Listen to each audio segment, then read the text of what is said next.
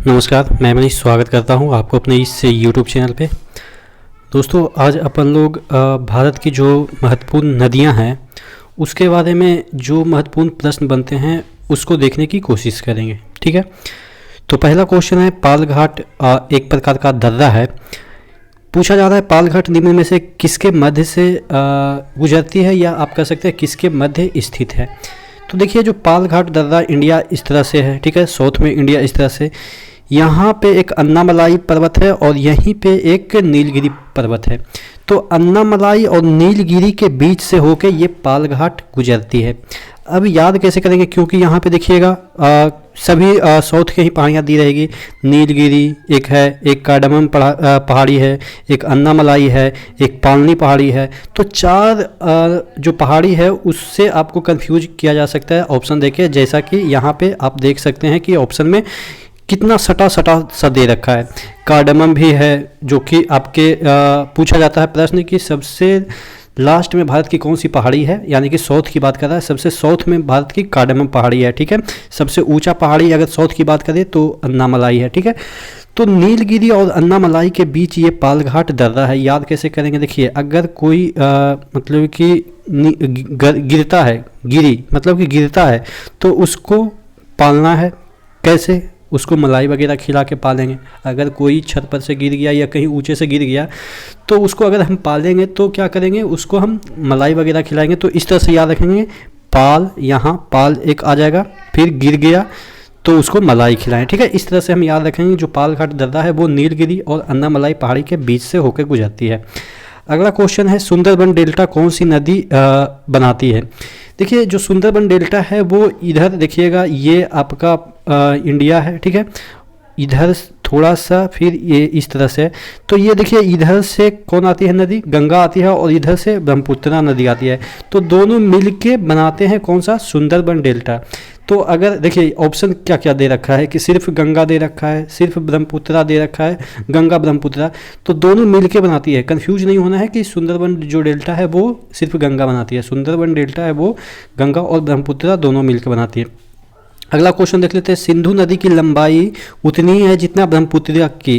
देखिए, ये exact figure नहीं है, 2900 किलोमीटर दे रखा है। जो सिंधु नदी की लंबाई वो तकरीबन 3180 किलोमीटर है। तो आप एक एवरेज मान के चल सकते हैं कि 3000 के समथिंग में है। ठीक है, लेकिन एग्जैक्ट फिगर ये 2900 नहीं है। ठीक है, तो इसको आप नहीं भी याद करेंगे तो चलेगा, क्योंकि आप इसको गूगल पे सर्च करेंगे कि सिंधु नदी और ब्रह्मपुत्र नदी की जो लंबाई है वो क्या है। लेकिन आपके जो ये क्वेश्चन थे वो पूछे गए थे, उसमें 2900 किलोमीटर आंसर दे रखा था, इसलिए मैंने लिया है। लेकिन आप इसको गूगल से सर्च कर लेंगे कि सिंधु नदी की लंबाई क्या है और ब्रह्मपुत्र की लंबाई क्या है। ठीक है, लगभग दोनों का सेम ही है।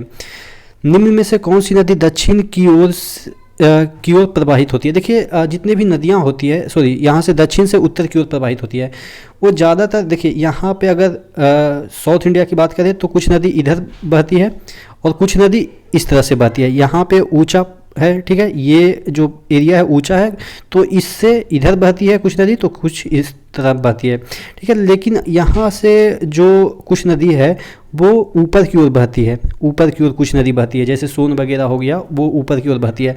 तो उसी में से पूछ रहा है, हालांकि इसमें सोन तो नहीं दे रखा है, कि दक्षिण से उत्तर, यहाँ पे देखिएगा दक्षिण से उत्तर, ये विंध्य रेंज आपका है ना, विंध्य जो रेंज है, पर्वत श्रेणी है जो विंध्य, उससे ऊपर की ओर यानी कि उत्तर की ओर बह रही है। तो बेतवा एक रिवर है, बेतवा एक रिवर जिसका जो स्रोत है वो क्या है, विंध्य रेंज है, यूपी एमपी में बहती है, यानी कि एमपी से होते हुए यूपी में जाती है बेतवा रिवर। ठीक है, बेतवा रिवर। तो ये क्या ये कहाँ बह रही है, उत्तर से दक्षिण से उत्तर की ओर।